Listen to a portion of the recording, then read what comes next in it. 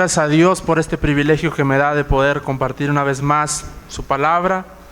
Y hoy quisiera compartir con ustedes para dar paso a la palabra del Señor, una palabra que se encuentra en Apocalipsis capítulo 5, por favor. Sean todos bienvenidos. Damos inicio al tiempo de la palabra del Señor en esta hora.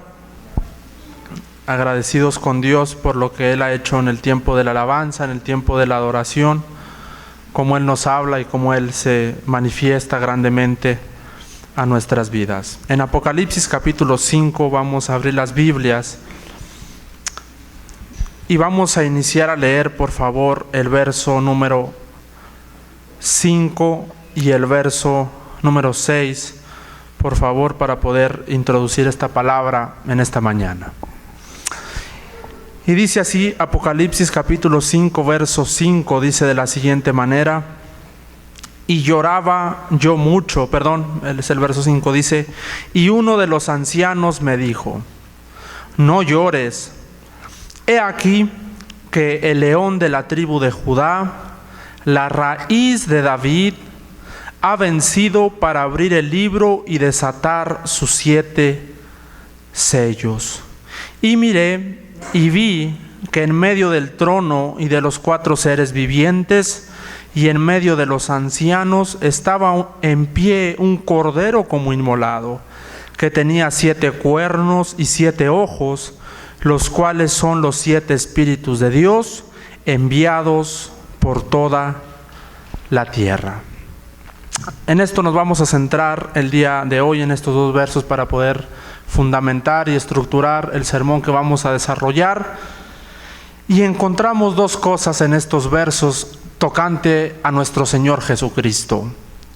En el verso número 5 a Él lo encontramos como el león de la tribu de Judá. Y en el verso número 6 no lo encontramos como el león de la tribu de Judá, lo encontramos como el cordero inmolado. Son 2 naturalezas contrastantes, sin embargo son 2 naturalezas que posee nuestro Señor Jesucristo. Él es el león de la tribu de Judá y Él es el cordero. En esta mañana no nos vamos a centrar en el verso número 6, pero sí lo haremos en el verso número 5. Y en esta mañana quiero compartir una palabra con ustedes que lleva por título el león de la tribu de Judá.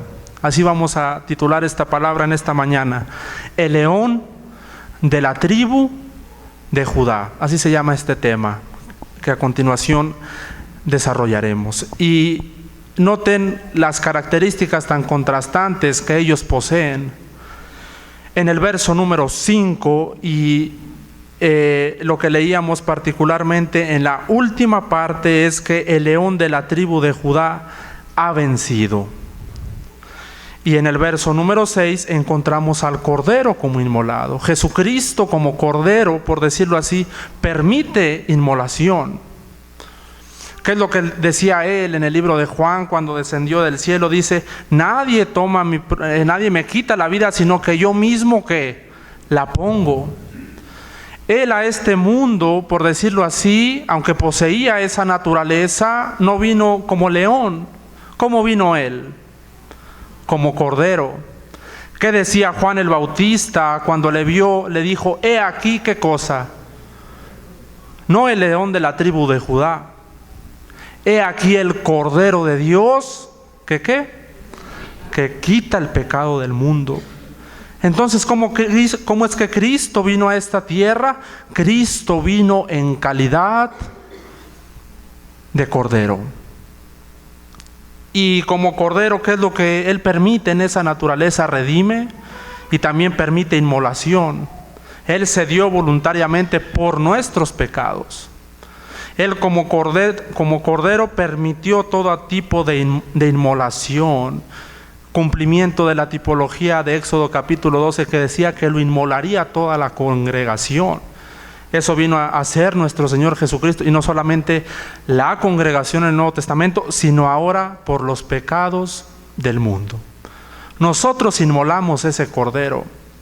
Ese cordero no solamente fue inmolado por los sacerdotes, por los gentiles, por el imperio romano, Él se dio por nuestros pecados. Entonces, ¿quién inmoló ese cordero? Cada uno de nosotros hemos inmolado a Jesucristo. Y gracias a Dios que nosotros le hemos conocido como el Cordero. Ahorita entonábamos repetidamente el Cordero, el Cordero, el Cordero de Dios. Gracias a Dios por esa naturaleza en la que Él permite inmolación, pero también Él redime, quita el pecado del mundo. Gracias a Dios por el Cordero de Dios que quita el pecado del mundo. Entonces Él en la tierra fue 100% un Cordero, redentor. Por ejemplo, cuando le atribuían a Él milagros por manos de Belcebú, ¿lo recuerda? Que Jesucristo estaba haciendo milagros y de repente vienen un grupo de personas y le dice, principalmente los fariseos, Él echa fuera a los demonios por medio de Belcebú. Y nuestro Señor Jesucristo, omnipresente, ¿qué les dijo? Él afirmaba y decía, los milagros que yo hago, los hago a través del Espíritu de Dios. Si yo echo fuera por el Espíritu de Dios demonios, el reino de Dios se ha acercado a vosotros. Y después, ¿qué le responde nuestro Señor Jesucristo? He aquí os digo que cualquier palabra, cualquier blasfemia que se hable contra el Hijo del Hombre, ¿qué cosa? Le será perdonado. Permitía inmolación hasta la muerte para poder redimir, pero dice, no así con el Espíritu Santo. Os digo que cualquiera que hable una palabra, una blasfemia en contra del Espíritu Santo, no le será perdonado en este siglo ni en el venidero. Gracias a Dios por esa naturaleza. ¿Y por qué al Espíritu Santo no? Por decirlo así. Y una aplicación y algo que podemos responder tocante a ese verso es porque Cristo había venido como Redentor, como Cordero. El Espíritu Santo no, aunque es la misma naturaleza. El Espíritu Santo vino a convencer al mundo de pecado, justicia y juicio. Pero aquel que tomó esa naturaleza redentora, 100% que posee esa naturaleza, fue Cristo Jesús, el Cordero de Dios. ¿Qué naturaleza posee Él como león de la tribu de Judá? No desarrollaremos acerca del Cordero de Dios, sino en esta ocasión desarrollaremos acerca del león de la tribu de Judá. Lo primero que elaboraremos en esta mañana respecto al león de la tribu de Judá será su naturaleza. Ese es el punto primero, su naturaleza. Así lo puede apuntar usted. ¿Qué naturaleza posee el león de la tribu de Judá en calidad de león? Nuestro Señor en calidad de león, ahí en el verso 5 lo puede usted encontrar. Dice, el león de la tribu de Judá, ha vencido. ¿Qué naturaleza posee Él? ¿Cuál es la característica principal de Él como león de la tribu de Judá? Es vencedor. Vence. En calidad de león de la tribu de Judá, Él es vencedor. Ahora dice, el león de la tribu de Judá ha vencido. Si se dice que ha vencido, es porque obviamente estuvo envuelto en un conflicto. Si se dice que ha vencido, es que obviamente tuvo que haber luchado, tuvo que haber estado en un combate. ¿Por qué a alguien se le denomina vencedor? Pues porque tal vez triunfó en alguna competencia. Este es el número uno, es el vencedor. Triunfó en una competición, etcétera. En calidad de león de la tribu de Judá, Jesucristo pelea las batallas de Jehová. ¿Y qué característica encontramos aquí principal? Que Él vence. Él es el Todopoderoso. Por eso aquí mismo en el libro del Apocalipsis, Él se presenta como el Alfa y el Omega, el Todopoderoso. Una vez más, la característica principal de Jesucristo como león de la tribu de Judá es que Él es vencedor. El león de la tribu de Judá ha vencido. Él es vencedor. Él vence a sus adversarios, que ahorita lo desarrollaremos más adelante. En el libro de Colosenses, por favor, para seguir desarrollando este punto primero, vamos a leer en Colosenses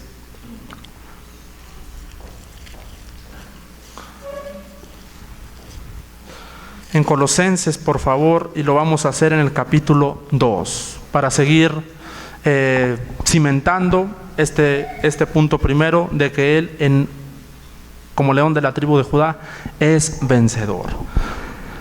Colosenses, por favor, y en el capítulo número 2, y el verso, vamos a iniciar en el verso número 11, y dice así: en Él también fuisteis circuncidados con circuncisión no hecha a mano, al echar de vosotros el cuerpo pecaminoso carnal en la circuncisión de Cristo, sepultados con Él en el bautismo, en el cual fuisteis también resucitados con Él mediante la fe en el poder de Dios que le levantó de los muertos. Verso 13: y a vosotros, estando muertos en delitos y pecados, en pecados y en la incircuncisión de vuestra carne, os dio vida juntamente con Él. Y miren esto: perdonándoos, ¿cuántos? Todos los pecados. Esto es Jesucristo, el Cordero de Dios. Como Cordero de Dios, ¿qué Él hace? Perdona todos los pecados. Y para poder perdonar, ¿cuándo es que alguien perdona? Cuando se le ofendió.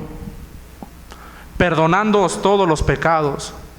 ¿Cuándo ustedes, el momento en el que lanza o usted suelta un perdón? Cuando obviamente alguien le ha ofendido. Alguien de la familia, alguien externo, dijo algo de usted, levantó una murmuración, etcétera, etcétera, lo que sea. Y dice usted: yo decido perdonar. Pero nadie perdona sin ofensa. Y aquí dice: perdonándoos todos los pecados. Entonces, ¿qué es eso? Que nosotros pecamos contra Él, le ofendimos. Y si le ofendimos, le inmolamos el Cordero de Dios. Pero miren ahora el verso 14: anulando el acta de los decretos que había contra nosotros, que nos era contraria, quitándola de en medio y clavándola en la cruz, el Cordero de Dios. Pero miren ahora el verso 15, y dice así: y despojando a los principados y a las potestades, los exhibió públicamente. El león de la tribu de Judá ha triunfado. El león de la tribu de Judá ha vencido. Sé que no dice vencido ahí, pero dice triunfado, es un sinónimo. Los exhibió públicamente, triunfando sobre ellos en la cruz. ¿Por qué el león de la tribu de Judá ha vencido? ¿Cuánta oposición nuestro Señor Jesucristo vivió como hombre aquí en la tierra? Los fariseos, los gentiles, y por sobre todas las cosas, aquel que nunca le dejó de acechar. Desde la tentación en Mateo capítulo 4 hasta Mateo capítulo 27, usted encuentra al tentador en todos los sentidos. En Mateo capítulo 4 usted lo encuentra ofreciéndole riqueza, fama, dinero, poder. Convierte estas piedras en pan. Jesucristo no se dejó vencer, no participó de las obras de las tinieblas, sino más bien las reprendió. Mateo capítulo 27, ya lacerado, flagelado, cansado, estaba en la cruz del Calvario, ya colgado. ¿Y cuál era la persuasión? Desciende de la cruz y creeremos en Él. Pero nuestro Dios no puede ser burlado. Si no creyeron en Él en los 3 años y medio de ministerio, ¿creerían en Él viéndole colgado? Dios no puede ser burlado. Y aquí encontramos verso 13 y 14 al Cordero de Dios, pero en el verso número 15 encontramos a Jesucristo, el león de la tribu de Judá. Él ha despojado a los principados, a las potestades, los ha exhibido públicamente y ha vencido sobre ellos. No como cordero, como león de la tribu de Judá. Bendito sea el Señor, bendito sea Jehová. Vamos por favor al libro de Oseas capítulo 13. Entonces lo primero que acabamos de desarrollar tocante al león de la tribu de Judá es que en esa calidad de león él triunfa sobre sus adversarios, sobre sus enemigos. Gloria al Señor. Oseas capítulo 13 y en el verso número 8, por favor.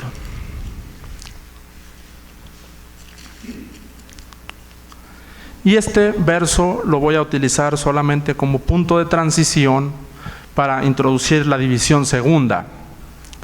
Y dice Oseas capítulo 13, verso 8, y quiero que tomemos aquí una característica que él tiene como león para introducir lo segundo. Y dice el verso 8, dice así: como osa que ha perdido los hijos, los encontraré, y desgarraré las fibras de su corazón. Y miren lo último: y allí los devoraré como que, como león, fiera del campo, los despedazará. Quisiera hacer un comentario y una aclaración respecto a esta palabra, y esta palabra está 100% dirigida totalmente a que Jesucristo, como el león de la tribu de Judá, se manifiesta en contra de sus adversarios. Ahora, por contexto histórico y haciendo una exégesis de este libro, de este capítulo, Dios estaba decretando un juicio contra la nación de Israel en esta ocasión. Esto es otro tema, ¿no? Vamos a entrar en él, desarrollaremos acerca del león de la tribu de Judá en contra de sus adversarios. Y como león que le es, ¿qué característica tiene ahí? En la parte B del verso 8 dice así: desgarraré las fibras de su corazón y allí los devoraré como ¿qué cosa? Como león. Guarden esa frase, por favor. Guarden estas letras, estas palabras que acabamos de leer: los devoraré como león. Como león que él es, él devora a sus adversarios. Como cordero redime, es redentor, permite inmolación, pero como león es todo lo contrario. Y esa palabra devoraré, no sé usted, pero para mí yo la percibo como con cierta ferocidad. Para mí denota un cierto grado, la palabra devorar es un cierto grado, como un cierto grado de violencia, devorar. Una cosa es comer, pero otra cosa es devorar. Denota un grado de fiereza, denota un grado de como cierta violencia al nosotros leer esta palabra. No dice comeré, dice devoraré. Él devora a sus adversarios. Él devora, él lucha contra sus adversarios, él vence. Como león de la tribu de Judá, es imposible que él sea derrotado, que él sea inmolado. Como cordero sí, pero como león jamás. Lo segundo que veremos en esta palabra acerca del león de la tribu de Judá es que la naturaleza del león de la tribu de Judá se manifiesta cuando hay oposición. Ese es el punto número 2. La naturaleza del león de la tribu de Judá se manifiesta contra la oposición. Eso es lo segundo. Ya vimos que es vencedor y que esa naturaleza se manifiesta automáticamente cuando hay oposición, cuando hay adversarios. En el libro del Éxodo, capítulo 5, vamos a leer el libro del Éxodo para mirar a esta naturaleza. Veamos a continuación al león de la tribu de Judá en el Antiguo Testamento en acción, por decirlo así. Veamos esta naturaleza en el Antiguo Testamento. Lo escrito de él en la ley en los profetas y en los salmos.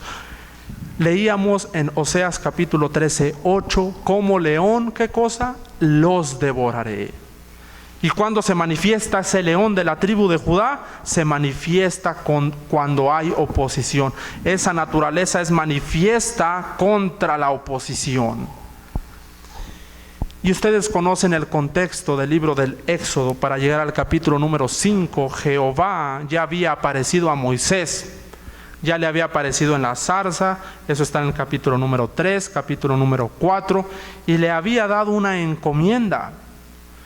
Jehová levantó a Moisés como libertador y le había dicho: tú vas a sacar a todo mi pueblo de Israel de Egipto. Yo he escuchado su gemir, yo he escuchado la opresión. ¿Sabes qué, Moisés? Estoy dispuesto a hacer algo, voy a sacar a mi pueblo de Egipto. Jehová levanta a este hombre juntamente con Aarón y los levanta como precursores para que realizaran esta gran obra. ¿Y qué acontece en el capítulo número 5? Miren cuál fue la respuesta de Faraón. Vamos a leer unos versos. Y dice Éxodo 5, verso 1, dice así: después Moisés y Aarón entraron a la presencia de Faraón y le dijeron: Jehová, el Dios de Israel, dice así: deja ir a mi pueblo a celebrarme fiesta en el desierto. ¿De quién venía la orden? De Dios. Ahora el imperio egipcio en la época era el imperio más majestuoso que se había levantado hasta este punto. Eran los más avanzados bélicamente, psicológicamente, matemáticamente. Era el imperio más poderoso de la época. Tenían ganancias, se siguen descubriendo de hecho riquezas arqueológicas en toda esa nación. La historia lo avala, todo el libro del Éxodo, la arqueología, etcétera, etcétera. Y Dios le estaba dando una orden a este gobernante: deja salir a mi pueblo. Y miren la respuesta de este hombre en el verso 2. Y Faraón respondió: ¿quién es Jehová para que yo oiga su voz y deje a ir a Israel? Yo no conozco a Jehová. Y miren la oposición: ni tampoco dejaré ir a Israel. ¿Pueden ver la oposición? Está el mandamiento: deja ir a Israel. Jehová está decretando, y encontramos por otro lado la oposición del gobernante. ¿Quién es Jehová? Como con un cierto grado de soberbia. ¿Quién es Jehová? Yo no le conozco. Y también mándale decir que no dejaré ir a Israel. Lo que estamos tratando en la división 2 es que esa naturaleza se manifiesta contra la oposición. Una cosa es ser un enemigo, y ahí, por decirlo así, no pasa nada. Bueno, no somos amigos, no nos hablamos, pero ahí queda. Pero otra cosa es cuando ese enemigo presenta oposición. Eso ya es diferente. Las naciones, si vemos globalmente, etcétera, etcétera, muchas naciones son enemigas entre sí. Son enemigas, pero no se presentan oposición las unas a las otras. Tal vez restringen sus fronteras, etcétera, pero no vemos que desencadenen una guerra automáticamente. Son enemigos, están enemistados, pero la naturaleza del Señor se manifiesta contra sus adversarios, contra sus enemigos. ¿Sabe cuándo? Cuando hay oposición del lado contrario. Si se es un enemigo, muy bien, puede que sea pasado por alto, puede que la infinita gracia del Señor, pero en el momento en que hay oposición, automáticamente se manifiesta la naturaleza del león de la tribu de Judá. Son enemigos, enemistados, sí, pero en el momento que ese enemigo presenta oposición, se levanta en armas, por así decirlo, Es el interruptor, voy a hablar naturalmente, para que se encienda esa naturaleza del vencedor. Y ahora en el capítulo 7, pero en el verso 8, dice así, capítulo 7, por favor, verso 8, dice así, hermanos: habló Jehová a Moisés y a Aarón diciendo.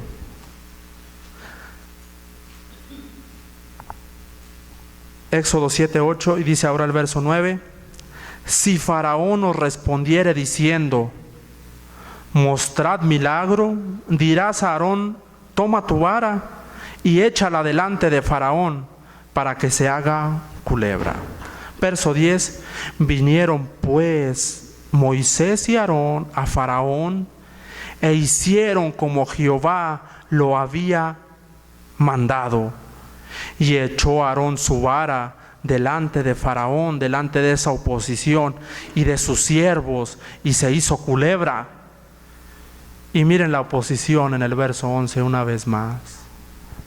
Entonces llamó también Faraón sabios y hechiceros, e hicieron también lo mismo los hechiceros de Egipto con sus encantamientos. Pero el verso número 12, miren al león de la tribu de Judá.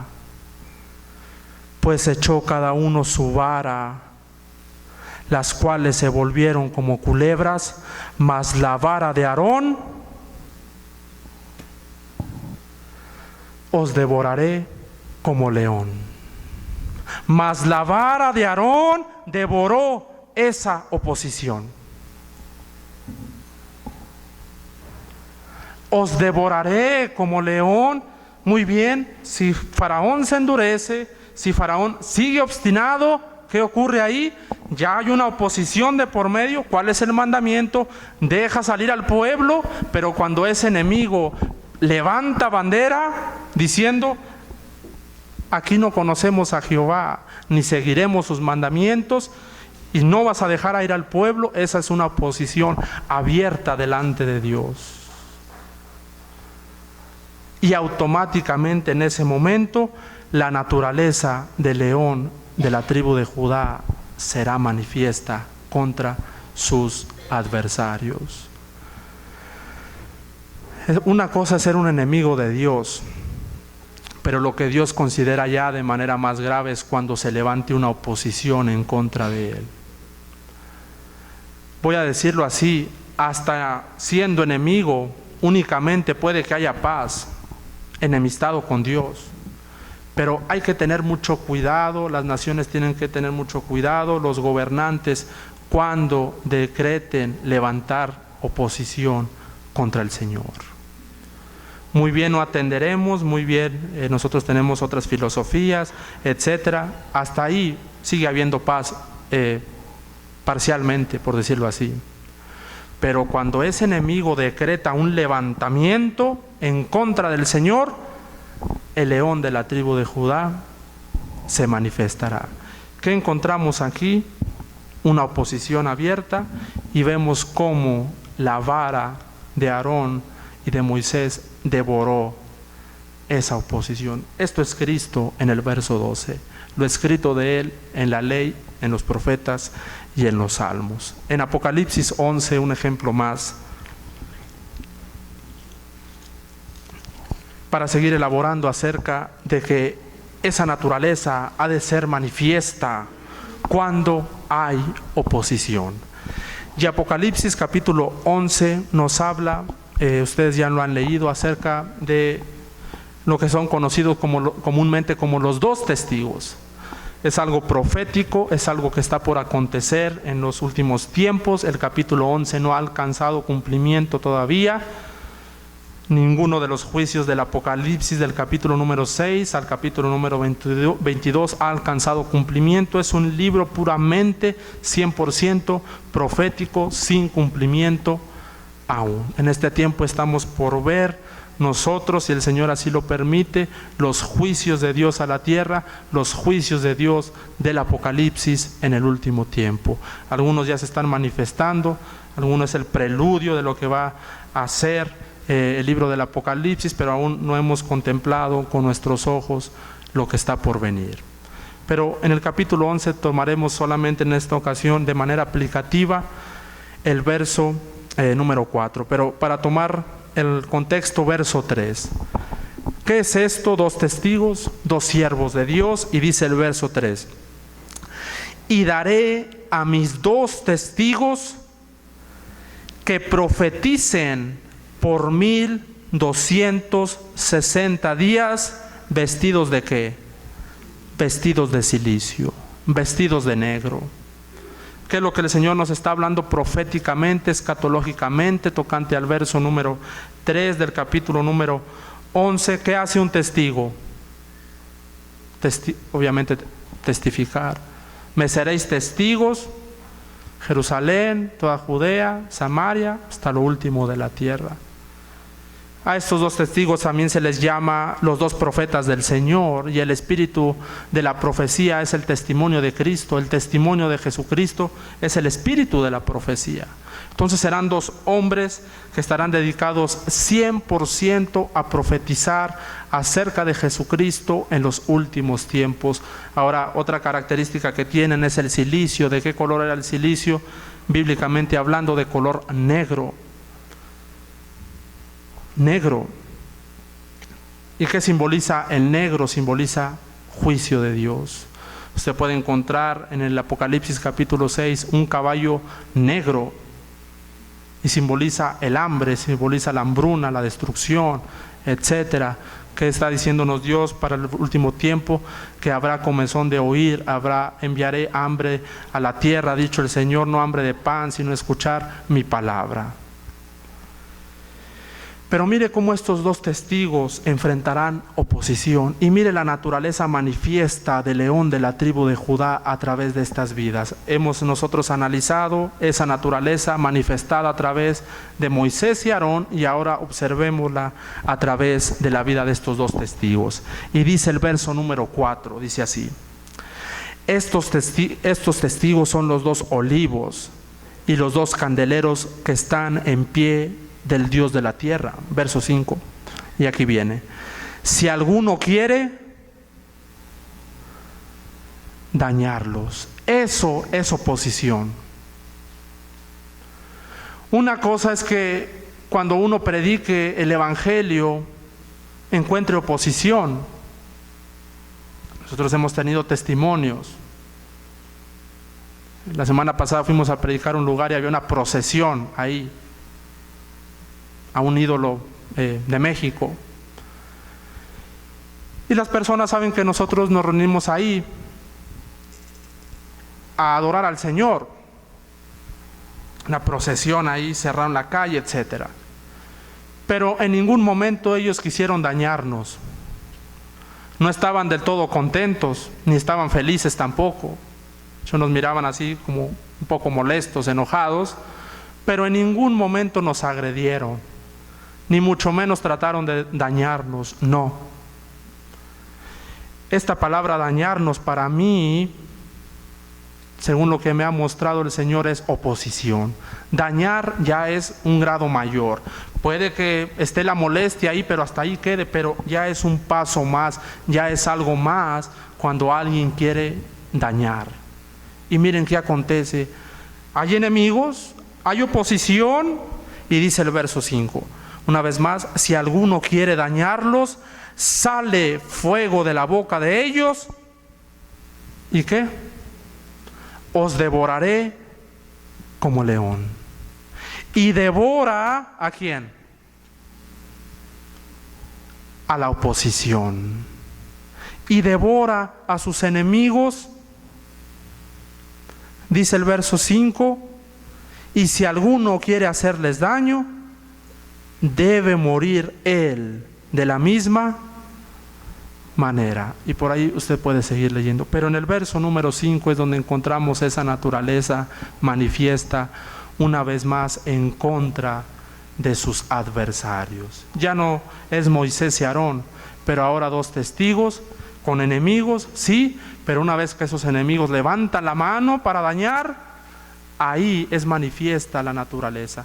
Cuando un enemigo se levanta en contra del reino, quiere frenar la obra de Dios, poderosa, como Faraón lo intentó hacer: no te quiero dejar ir, Israel, hijo de Dios, siervo de Dios. En ese momento se manifestó el león de la tribu de Judá. Y lo que leíamos en el libro del Éxodo, si usted lee versos después, la primera plaga llegó, y consecutivamente las 10 plagas. Entonces el león de la tribu de Judá, su naturaleza, vencedor 100% en contra de sus adversarios. Estoy hablando en contra de los adversarios de Dios.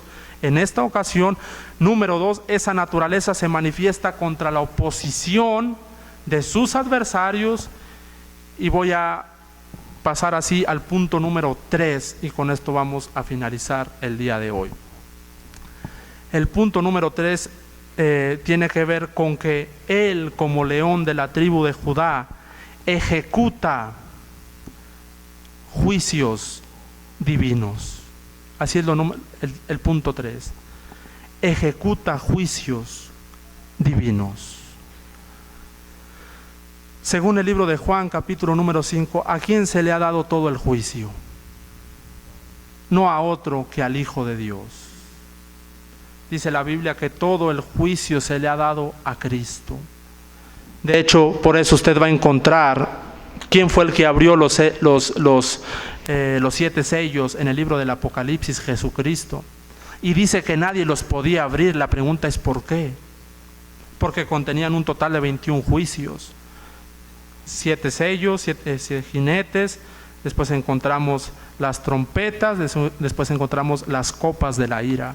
Y nadie lo podía abrir el libro ni aún mirarlo.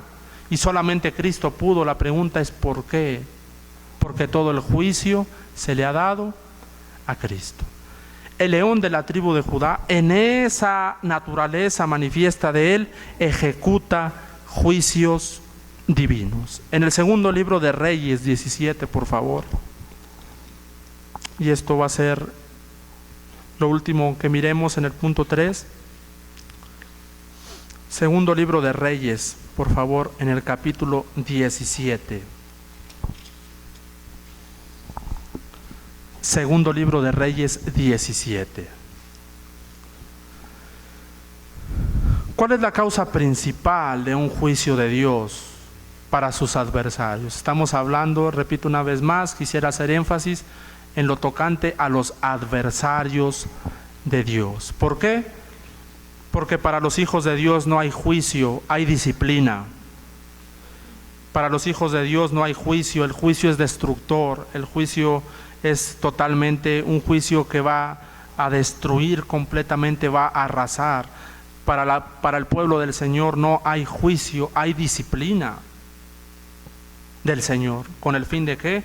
Porque el Señor a todo el que disciplina, a todo aquel que recibe por hijo, dice el libro de Hebreos. Pero no enjuicia, el juicio es 100% destructor. Es por eso que estamos hablando en contra de los adversarios. ¿Qué es lo que desata el juicio de Dios contra los adversarios del Señor? La falta de temor a Jehová. ¿Cuándo es que el Señor decide decretar un juicio en contra de sus enemigos? Cuando hay falta de temor a Jehová. Y miren este verso 24 del segundo libro de Reyes 17, miren cómo dice. En otro momento, por favor, lean el contexto. Voy a ir directamente para no tomar más tiempo. Y dice el verso 24: y trajo el rey de Asiria gente de Babilonia, de Cuta, de Ava, de Hamat y de Sefarbaim, y los puso en las ciudades de Samaria en lugar de los hijos de Israel, y poseyeron a Samaria y habitaron en sus ciudades. Verso 25 dice así: y aconteció al principio, inmediatamente, al principio, cuando comenzaron a habitar allí, y miren la falta de temor a Jehová, que no temiendo ellos a Jehová, envió Jehová contra ellos al león de la tribu de Judá. Envió Jehová contra ellos leones. ¿Qué? Que los enjuiciaban o que los mataban. ¿Qué es lo que desencadena, qué es lo que desata un juicio de Dios contra sus enemigos, sus adversarios? La falta de temor, la insubordinación, la rebelión. De hecho, eso es lo que detona su naturaleza como león, la oposición. ¿Y cómo es que nace toda oposición? Con la falta de temor.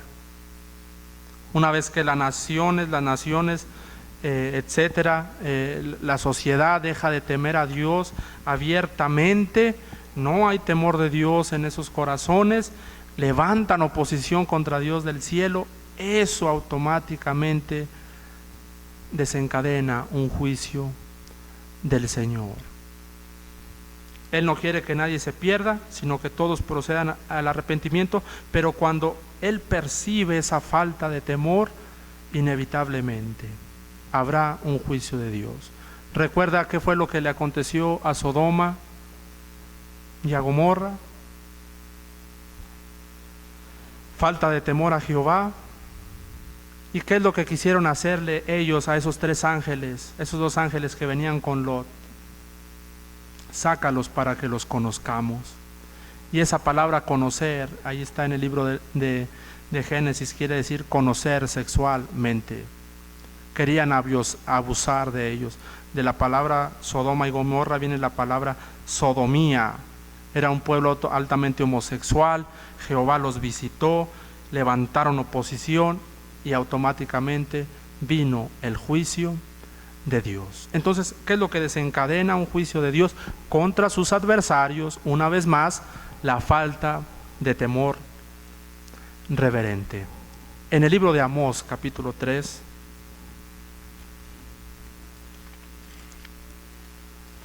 libro de Amós, por favor, capítulo 3. Observemos una figura, algo gráficamente, para después ir ya cerrando esta palabra.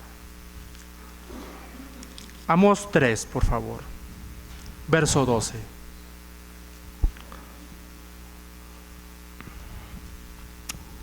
Y esto es una figura, esto es a manera de ilustración, mis hermanos, veámoslo así, una ilustración en Amós capítulo 3, verso 12, ¿ok?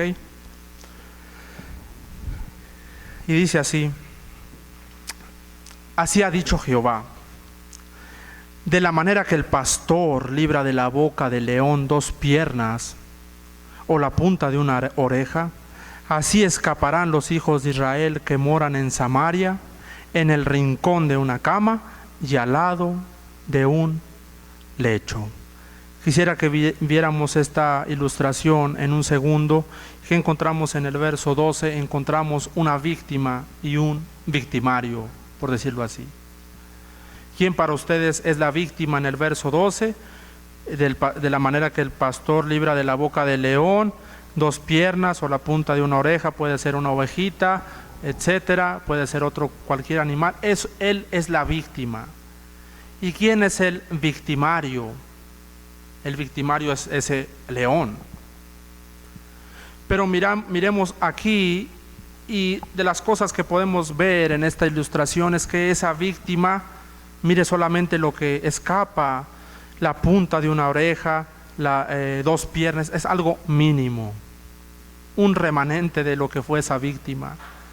Lo que podemos apreciar con la ayuda del Espíritu Santo en el verso 12 es a esa víctima, por decirlo así, a esa víctima totalmente destazada, a esa víctima dividida en sus partes. Imagínense solamente la punta de una oreja, 2 piernas, podemos ver a esa víctima quebrantada, dividida completamente, destazada, desintegrada, desmembrada. Y es lo que naturalmente vemos en este tipo de bestias, un león, así, solamente queda lo mínimo de una víctima. ¿Qué es lo que apreciamos tocante a la víctima? Está completamente desgarrada, desmembrada para que nosotros podamos apreciar algo espiritual.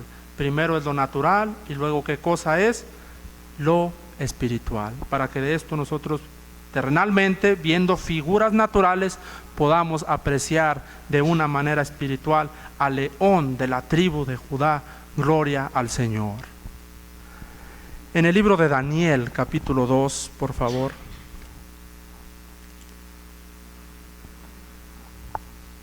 Bendito sea Jehová. En el libro de Daniel 2:44.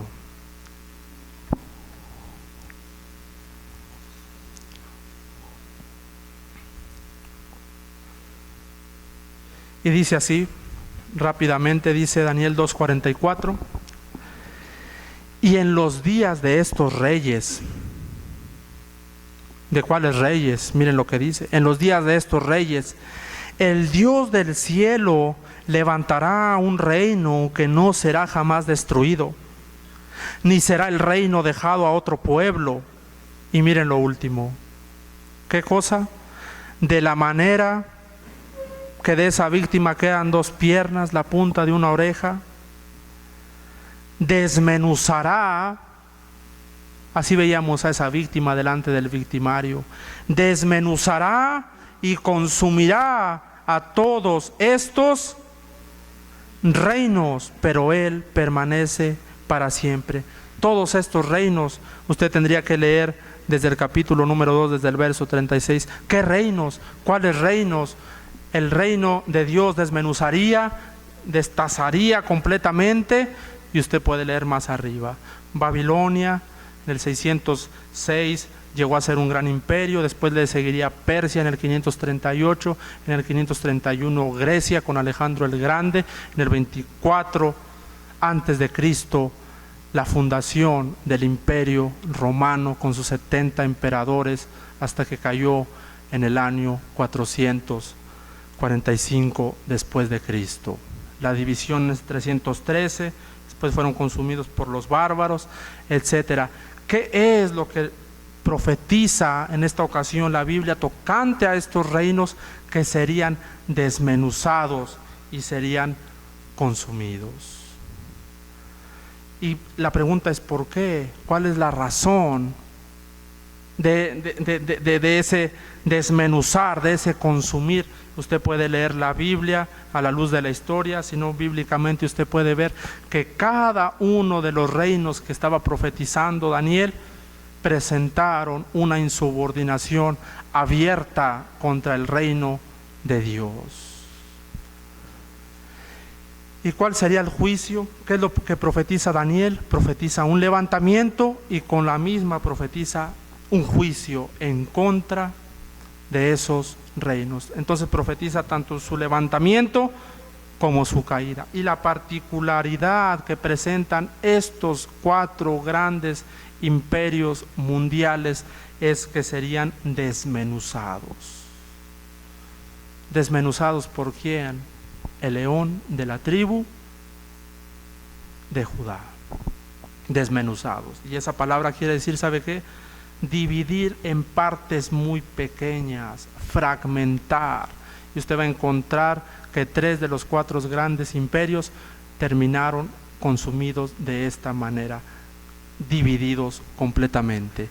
Fue el aspecto que les robó su fuerza y comenzaron a caer delante de Dios. Veamos 2 ejemplos para así finalizar en esta hora, y el primero está en Nahum, capítulo 1, por favor. 2 ejemplos que vamos a ver es, número 1, el reino de Asiria, y número 2, las naciones, para así poder finalizar. El libro de Nahum, capítulo número 1, por favor. Y vamos a leer en el verso 11. Nahum, capítulo 1, verso 11. ¿A qué imperio se le estaba refiriendo esta profecía? Nada más y nada menos que al imperio asirio, un imperio totalmente perverso. Usted puede leer Nahum capítulo 3 y se va a dar cuenta de eso. Y dice, miren las características que tenía, y dice el capítulo 1, verso 1 para tomar esta referencia. Dice, de ti salió el que imaginó mal contra Jehová, un consejero perverso. Y otra vez la oposición. Y ya lo elaboramos. ¿Qué ocurre cuando hay oposición? Inevitablemente esa naturaleza es manifestada. De ti salió el que imaginó mal contra Jehová. No solo enemigo de Dios, pero ahora ya presentando una abierta rebelión. En el capítulo 3 ahora, para ver su consumación. Y este libro de Nahum, particularmente el imperio de Asiria, lo estoy tomando, por decirlo así, a nombre de los demás imperios. Tomaremos solo uno, no habría tiempo para elaborar respecto al otro, pero quisiera que ustedes pudieran incluir a los demás otros reinos que se han levantado en este reino de Asiria. Miren las causas. En el verso 1 dice así: ay de ti, ciudad sanguinaria, toda llena de mentira, de rapiña, sin apartarte del pillaje. ¿Qué es eso? Falta de temor a Jehová. Y ustedes pueden leer también el capítulo número 2, pero vamos a leer ahora el verso 14. Tenemos entonces lo primero, la oposición.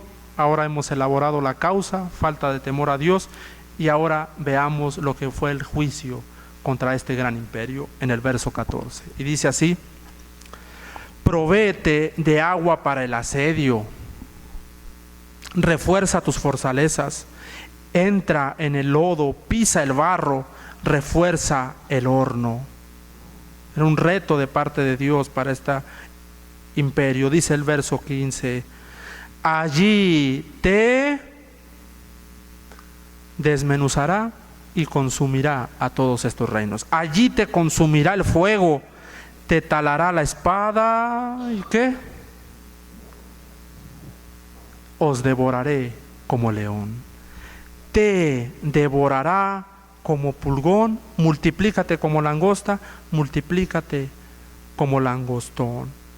El reino de Dios consumiría y destazaría, desmenuzaría, y aquí encontramos ese cumplimiento a través de Cristo. Allí te devorará, os devoraré como león. Gloria al Señor, gloria sea a Dios.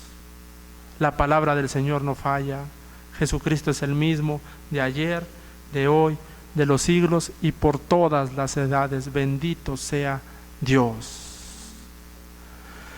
Gracias a Dios que a Él, nosotros los que estamos en este auditorio, le hemos conocido como el Cordero de Dios. ¿No es eso grandioso? Y no le hemos conocido en esa naturaleza de león de la tribu de Judá. Yo doy gracias tanto a Dios. Cuando el Señor ministraba esta palabra a mí, yo le decía una sola cosa: gracias por haberme dejado conocerte como el Cordero de Dios, que quita el pecado del mundo. Gracias por esa revelación. Por eso ahorita que cantábamos, digno es el Cordero de Dios y digno es el Cordero de Dios. Pero ¿por qué es digno es el Cordero de Dios? Y gracias a Dios por su palabra, que la palabra de Dios hace sabio al sencillo, multiplica el entendimiento. Por eso él dice el libro de los Salmos 119: cantaré de tus juicios, cantaré tus alabanzas. Estoy parafraseando: cuando haya entendido tus justos juicios. Vamos a finalizar, por favor, en el libro de Apocalipsis 19, y es el siguiente ejemplo. No habría tiempo para entrar en detalle, estoy hablando resumidamente, pero yo creo que el Señor está haciendo una obra en nuestros corazones. Y dice Apocalipsis 19, una vez más, mis hermanos, en este tercer punto de que Él ejecuta esos juicios divinos, hemos visto el ejemplo de lo que le aconteció al reino asirio, y ahora veremos al león de la tribu de Judá en acción contra todas las naciones. Mucha atención en esto último. Apocalipsis 19:11 dice así: entonces vi el cielo abierto, Y he aquí un caballo blanco, y el que lo montaba se llamaba Fiel y Verdadero, y con justicia juzga y bendito sea el Señor. Porque ¿qué es lo que hace el Señor como león de la tribu de Judá? Combatir. Y tiene una característica, que en ese combate, sea cual sea, Él sale bien librado. Él es el vencedor. ¿Se han preguntado por qué la Biblia nos llama a nosotros más que vencedores? A causa de esa naturaleza en la vida de su iglesia. Verso 11. Sus ojos como llama de fuego, y había en sus cabezas muchas diademas, y tenía un nombre escrito que ninguno conocía sino él mismo. Verso 13. Estaba vestido de una ropa teñida en...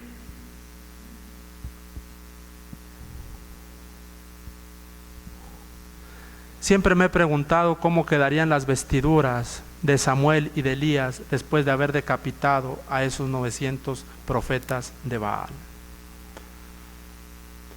Yo creo que por lo menos un poquito manchadito sí terminó. Y ahora lo vemos a él en una ropa teñida en sangre. La pregunta es ¿por qué?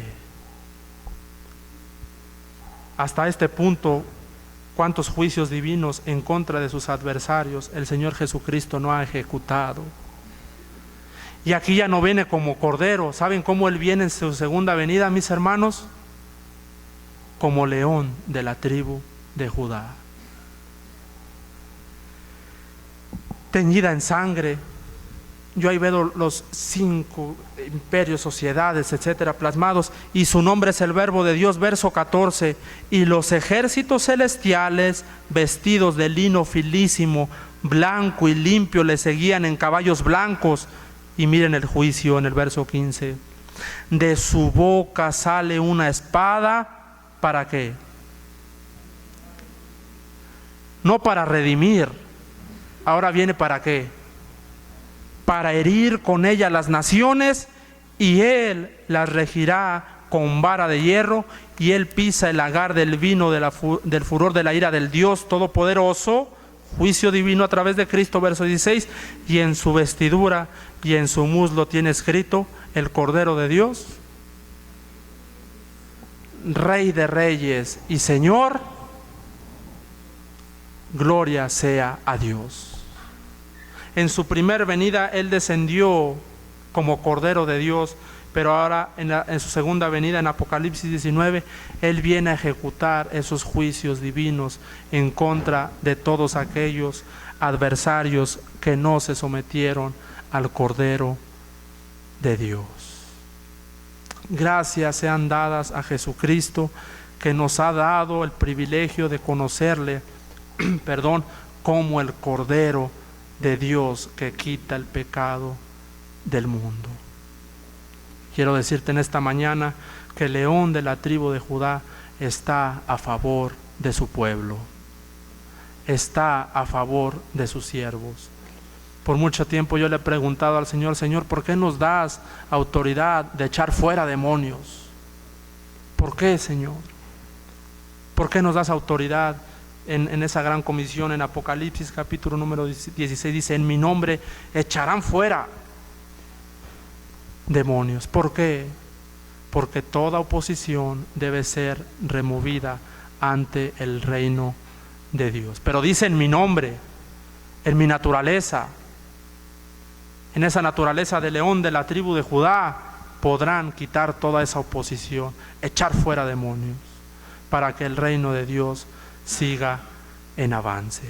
¿Cuántos dan gracias a Dios por ese león de la tribu de Judá? Quisiera hoy orar por esta palabra, y después vamos a orar también. Si alguien tuviera necesidad de alguna oración, podemos hacerlo también al final. Les invito a que, puestos en pie, oremos y así terminar con respecto al león de la tribu de Judá. Señor, te damos gracias porque el león de la tribu de Judá ha vencido, Señor. Gracias por la oportunidad inmensa que le estás dando al mundo de conocer a Cristo como el Cordero de Dios que quita el pecado del mundo. Te damos las gracias porque tu misericordia es para siempre, y gracias porque tú veniste en calidad de cordero, manso, humilde de corazón, Señor. Pero también nos enseñas que en tu segunda venida, Señor, retornarás como ese león de la tribu de Judá que ha vencido, Señor, ya no como el cordero. Gracias porque nos has apartado de todo tribu, de todo pueblo, de toda nación. Y Señor, como se decía en las ofrendas, gracias por ese cordero que has provisto principalmente, Señor. Que aunque seguimos fallando, que aunque seguimos pecando, Señor, tu palabra dice que la sangre de Jesucristo nos limpia de toda maldad. Tú eres el Señor, tú eres vencedor. Te agradecemos en esta hora por todos tus beneficios para con nosotros. En el nombre de Jesús. Amén.